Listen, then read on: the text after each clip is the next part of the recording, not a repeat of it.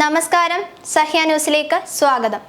Mpox വ്യാപന ഭീഷണി നേരിടാനൊരുങ്ങി India. ആശുപത്രികൾക്കും വിമാനത്താവളങ്ങളിലും മുന്നറിയിപ്പ്. എംപോക്സ് വ്യാപനത്തെ തുടർന്ന് ആഗോള ആരോഗ്യ അടിയന്തരാവസ്ഥ പ്രഖ്യാപിച്ച സാഹചര്യത്തിൽ മുൻകരുതൽ നടപടികളുമായി ഇന്ത്യ. എമർജൻസി വാർഡുകൾ തയ്യാറാക്കൽ, വിമാനത്താവളങ്ങളിൽ മുന്നറിയിപ്പ് നൽകൽ എന്നിവ ഉൾപ്പെടെയുള്ള മുൻകരുതൽ നടപടികൾ സർക്കാർ സ്വീകരിച്ചിട്ടുണ്ടെന്ന് ആരോഗ്യ മന്ത്രാലയ വൃത്തങ്ങൾ ഇന്ത്യ ടുഡേ ടിവിയോട് പറഞ്ഞു. ലക്ഷണങ്ങളുള്ള രോഗികളെ തിരിച്ചറിയാനും ഐസൊലേഷൻ വാർഡുകൾ ഒരുക്കാനും സർക്കാർ ആശുപത്രികൾക്ക് നിർദ്ദേശം നൽകിയതായി വൃത്തങ്ങൾ അറിയിച്ചു. ഡൽഹിയിലെ Safdarjung, lady Hardinge medical college, Ram Manohar Lohia hospital തുടങ്ങി 3 നോഡൽ ആശുപത്രികൾ ഇതിനായി പ്രത്യേകമായി തയ്യാറാക്കിയിട്ടുണ്ട്.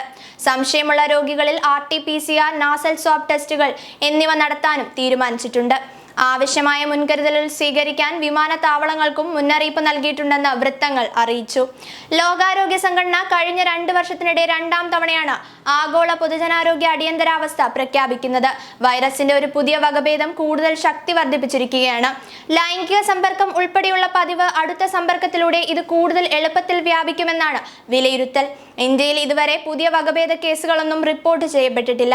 ഓഗസ്റ്റ് 16-ന് UAE-യിൽ നിന്നും രാജ്യത്തേക്ക് വന്ന 3 എംപോക്സ് രോഗികളെ പാകിസ്ഥാൻ കണ്ടെത്തിയിരുന്നു. നേരത്തെ ആഫ്രിക്കയ്ക്ക് പുറത്ത് സ്വീഡനിലാണ് ആദ്യത്തെ എംപോക്സ് കേസ് സ്ഥിരീകരിച്ചിരിക്കുന്നത്. 2022 ജൂൺ മുതൽ 2023 മെയ് വരെ 30 എംപോക്സ് കേസുകൾ റിപ്പോർട്ട് ചെയ്യപ്പെട്ടതായി ആരോഗ്യ മന്ത്രാലയ വൃത്തങ്ങൾ അറിയിച്ചു. കൂടുതലും വിദേശികൾ. അവസാനത്തെ സ്ട്രെയിനുമായി താരതമ്യപ്പെടുത്തുമ്പോൾ മരണസാധ്യത വളരെ കൂടുതലാണെന്നും അവർ കൂട്ടിച്ചേർത്തു.